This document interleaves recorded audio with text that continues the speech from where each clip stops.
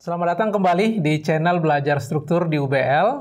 Kita akan melanjutkan video pembelajaran Likeboard kali ini mengenai sambungan tarik untuk sambungan baut.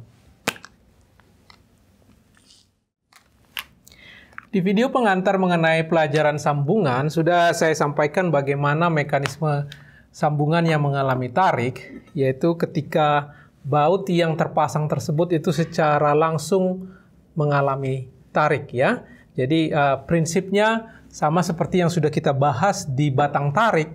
Ketika satu elemen ditarik, itu nanti kekuatannya adalah faktor dari penampangnya. Dalam hal ini adalah penampang baut yang kita gunakan dan kekuatan baut itu sendiri, Fnt-nya. Itu yang menjadi prinsipnya. Jadi dari hukum Hooke juga sudah kita pahami. Kekuatan tarik baut itu tergantung dari mutu bautnya sendiri, Fnt, ya, dikalikan penampang bautnya. Penampang bautnya sudah kita pahami kemarin, ini adalah luasan dari penampang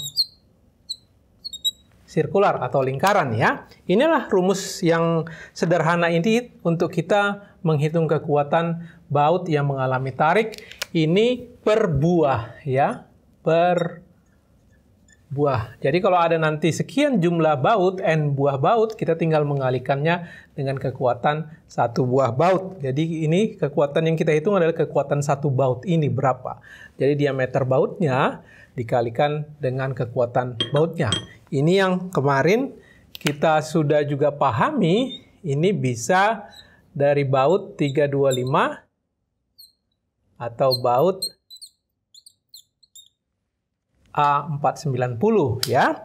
Oke, itu basicnya cara kita menghitung kekuatan tarik sambungan baut yang mengalami tarik ya.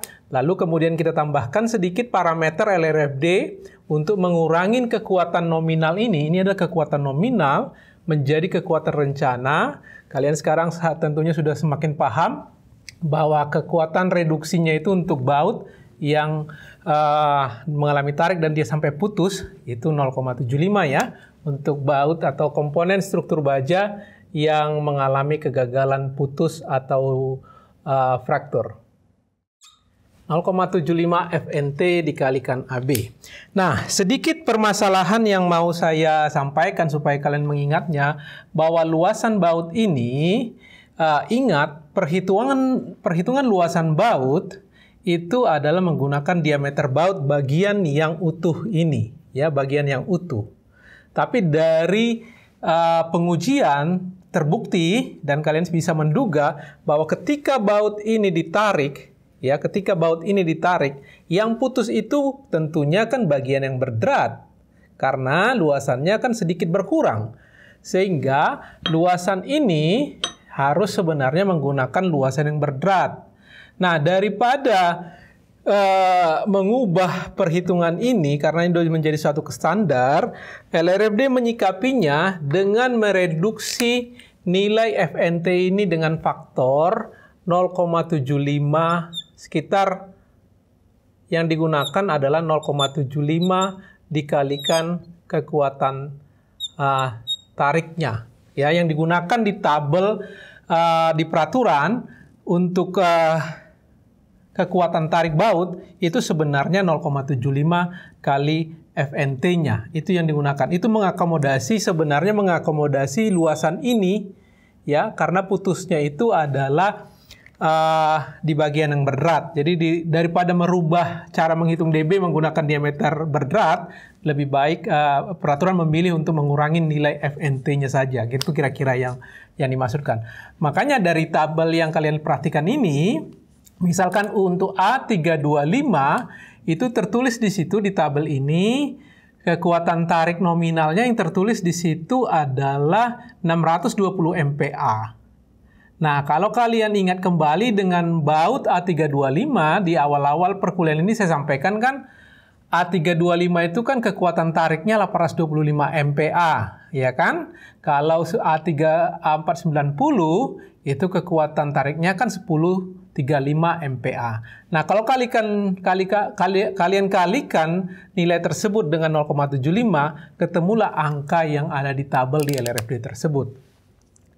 Jadi kurang lebih A325 itu dapatnya. Jadi ini nilai yang terlihat di tabel ya itu adalah perkalian 0,75 kali 825 mutu baja A325 dan A490 sebagai ini kurang lebih seperti yang tertulis di tabel itu 620 MPa. Yang untuk A490 780 MPa. Begitu ya kira-kira. Jadi cukup simpel, cukup sederhana cara menghitung kekuatan sambungan yang mengalami tarik menggunakan persamaan ini, kekuatan per baut. Oke, jadi dengan demikian coba kita masuk ke contoh soal berikut ini.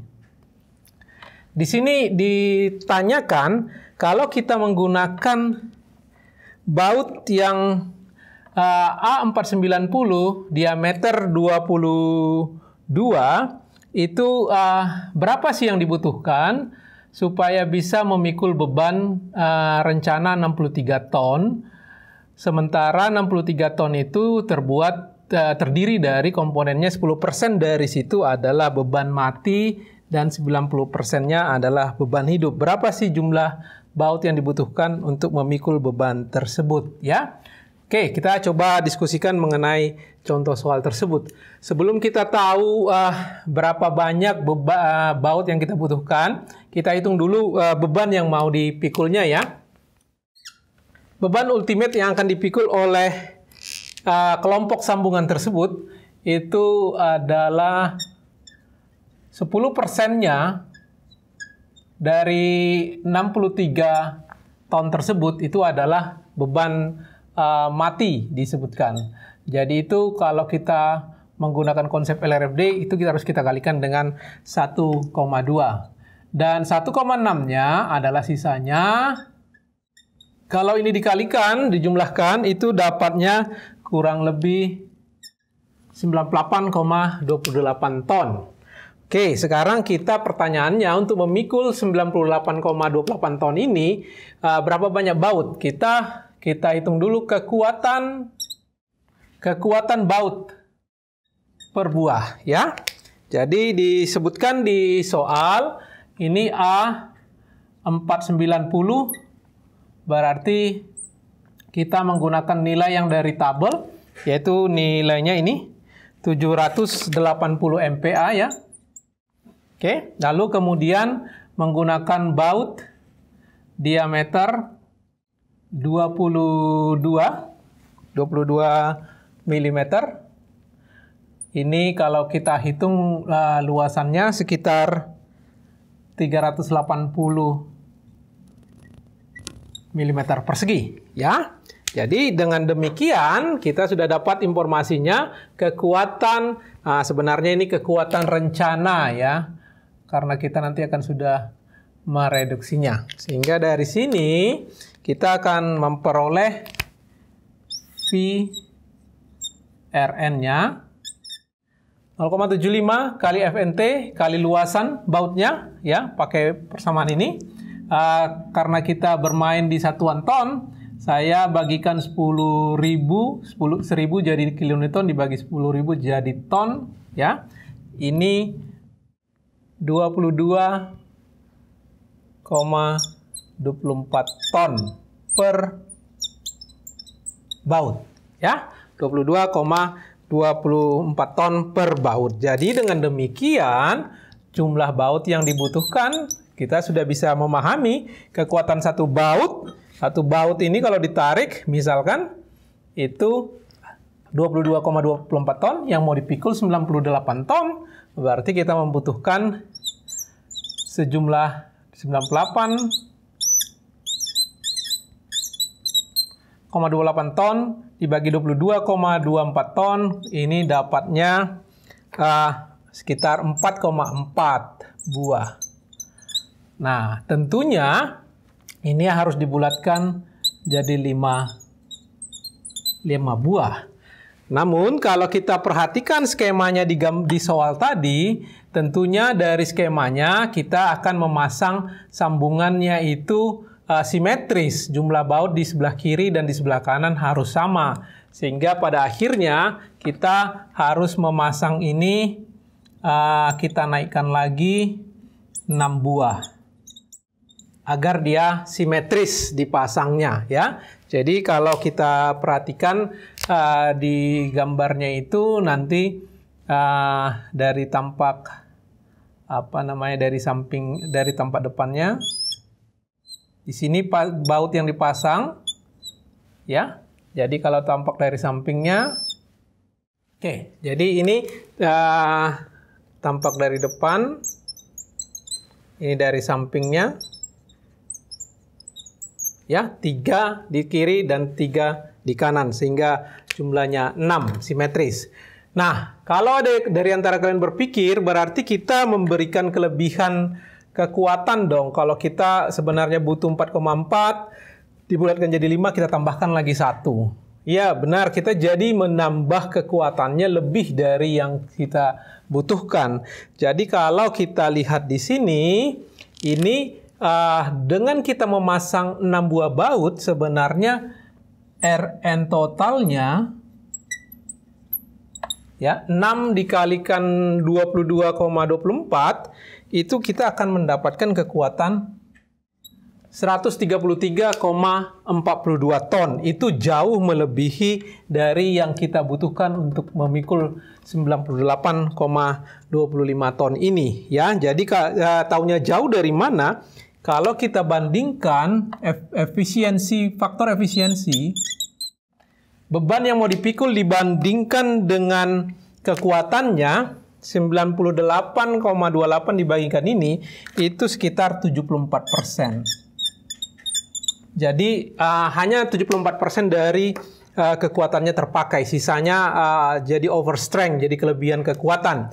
Nah, kalau ada yang tidak terlalu menyenangi banyaknya kekuatan ini, alternatif yang bisa dilakukan bisa saja mengubah diameternya kepada diameter yang lebih kecil, diameter bautnya, atau mengganti mutu baut ini sedikit lebih rendah menjadi A325 misalkan. Ya, jadi kalau ini kita hitung kembali, bila kita menggunakan, mungkin di sini saya sedikit terakhir bagian ini, bila digunakan A325 ya, kita hitung kembali menggunakan kekuatan tarik bautnya 620 menggunakan luasan itu, kita akan mendapatkan kekuatan per bautnya itu 17,68 ton per buah, sehingga jumlah baut yang kita butuhkan itu 5,6 dibulatkan 6 buah. Ini kelebihannya tidak terlalu banyak. Kalau kita menggunakan ini, faktor efisiensinya, ini kalau ini tadi A490, ini faktor efisiensinya, kalau 98,28 ton dibagikan dengan 6 kali ini, 6 kali 17,268 ini, itu sekitar 106 ton, itu efisiensinya itu 93%. Ya, nah, dapatnya dari mana? Saya tambahkan di sini VRN total ini 106,1 ton. Ya, itu alternatif yang bisa dilakukan agar desain kita menjadi efisien. Kira-kira begitu cara menghitung kekuatan baut yang mengalami sambungan tarik secara langsung. Mudah-mudahan bisa dipahami ya. Kalau kira-kira ada yang tersangkut pemahamannya, silakan ditanyakan. Nanti saya coba balas di bagian komentarnya. Terima kasih ya buat perhatiannya. Sampai ketemu di pembelajaran selanjutnya.